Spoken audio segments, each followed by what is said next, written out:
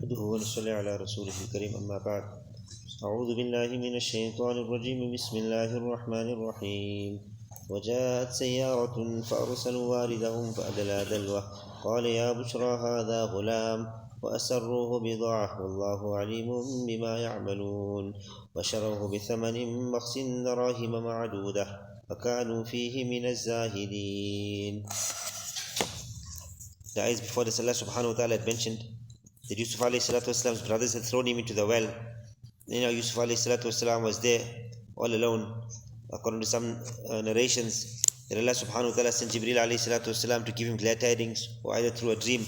Yusuf Alayhis Salaam was shown glad tidings that Allah will help and assist him, and eventually his brothers will come in front of him. So anyhow, these people came, وَجَاءَتْ سَيَّارَةٌ, one group of travelers were traveling past. So they were going, and then they sent one person to come and fetch water for them. The person used to throw the water, send the bucket down. So Allah says, فَأَدْلَى دَلْوَى, he hung his bucket down, and instead of water coming out, Yusuf Alayhis Salaam jumped inside there, and he came out. When this man saw this, he said, Ya Bushra hada ghulam, oh glad tidings, this is a youngster we've got here. And the وَأَسَرُّهُ بِضَاعَةٍ can have two different meanings. According to some Mufassirin, it means that Yusuf Alayhis Salaam's brothers were still nearby. And when they heard this here, or they used to come and look at for Yusuf Alayhis Salaam every day, see if somebody had taken him away. So then they kept him quiet, or as items of merchandise. That is, quietly either these people kept him as an item of merchandise, the people of the caravan, and they took him away to Misr and to Egypt to sell him as a slave. Or the brothers kept him quietly they acted like he's some merchandise of theirs, and they came and said, you know what, he's a runaway slave, he troubles quite a bit, we want to get rid of him. So these people were prepared to buy him. Wallahu alimu bima ya'malun. Allah is fully aware exactly what actions his brothers were doing at that moment, what actions these other people were doing also, if they were trying to hide him away and keep him as merchandise so they can sell him and make some money. وَشَرَوْهُ بِثَمَنٍ بَخْسٍ دَرَاهِمَ مَعْدُودَةٍ, and they sold him for a very small fee, a few dirhams. وَكَانُوا فِيهِ مِنَ الزَّاهِدِينَ, and they had no raghbat, no inclination towards Yusuf Alayhis Salaam. So this can either mean the brothers sold him at a very minimal price. They could have actually sold him free of charge also, because the main reason was they wanted to get rid of Yusuf Alayhis Salaam, and they had no inclination towards him. Or it can mean that the brothers, the people of the caravan, when they had taken Yusuf Alayhis Salaam, they went and sold him at a very low price. For a few dirhams, they sold Yusuf Alayhis Salaam.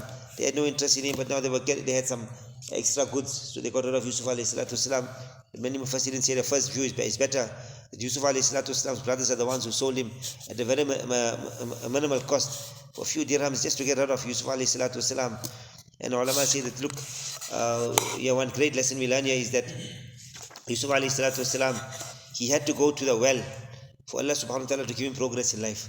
Yusuf Alayhis Salaam didn't go down into the well, he wouldn't have eventually become the king of Egypt. So sometimes a person goes through certain halat and conditions in life. Perhaps you dislike something, but there's so much of goodness for you. And sometimes perhaps you like something, but actually it's harmful for you.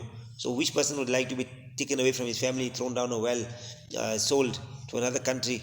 Yusuf Alayhis Salaam went through these conditions, but Yusuf Alayhis Salaam persevered, and eventually what Allah Ta'ala granted to him. So sometimes a person has to go through difficulties for Allah Ta'ala to make that person progress in life.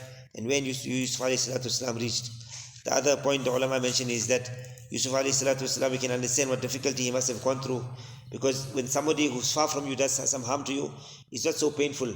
But somebody who is close to you, your own brothers, people who you are trusting, they cause harm to a person. And Yusuf Alayhis Salaam at this age also is a young boy. He's in the well, he's in darkness, he's all alone. How much of how hungry he must have been, how thirsty he must have been, how frightened he must have been. So all of these things Yusuf Alayhis Salaam, who is going to call out to at this time? So in some Tafseer kitabs it is mentioned that Yusuf Alayhis Salaam made certain du'as to Allah subhanahu wa ta'ala at that time. And they say the dua of a muttar person, a dua if a person in difficulty and calamity is readily accepted in the court of Allah subhanahu wa ta'ala. And Yusuf Alayhis Salaam made some amazing du'as at that time. So they say, remember when a person loses all hope and he's got nobody in life besides Allah subhanahu wa ta'ala, and he makes dua at that time du'as are readily accepted. So even today we are maybe involved, we may not be locked up in a well, but if a person is locked up in a well of sin, of guna and sin, he can't come out of it, and he turns his attention fully to Allah subhanahu wa ta'ala, he'd say, Allah ta'ala will take him out from there. So some narrations say that when Yusuf Alayhis Salaam was thrown in the well, Jibreel Alayhis Salaam came to him and asked him that, "O servant, who threw you in this well?"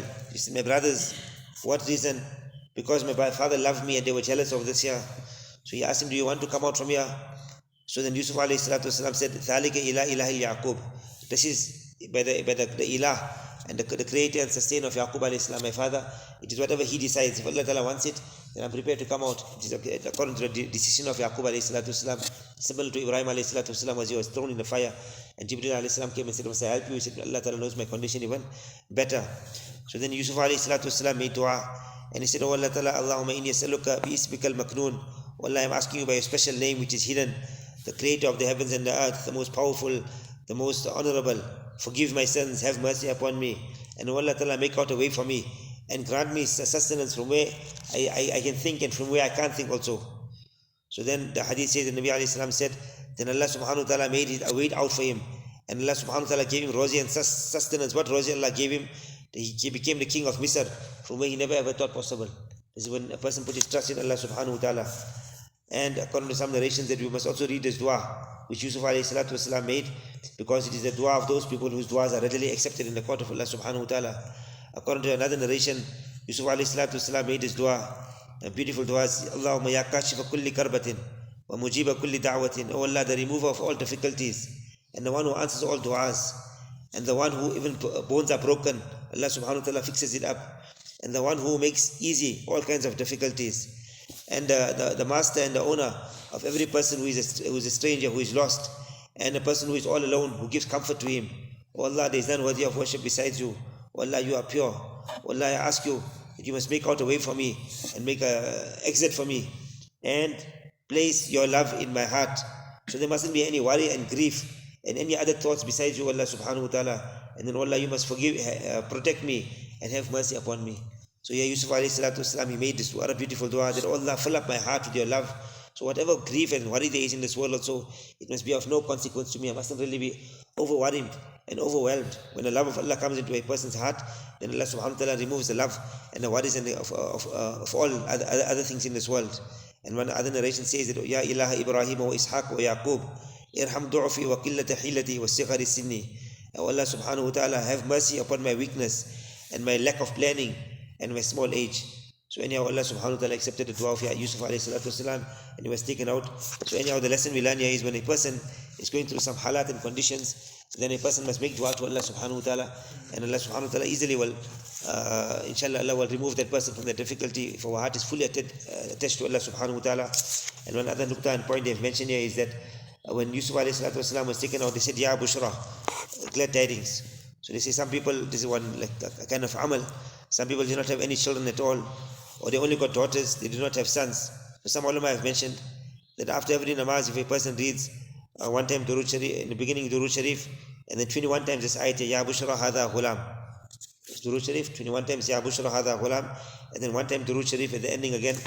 Then inshallah, Allah subhanahu wa ta'ala will grant a person, if Allah wills, and His goodness for a person, this is one amal of the Buzruks and pious people, then Allah ta'ala will grant a person male offspring. So this is one amal of the pious people.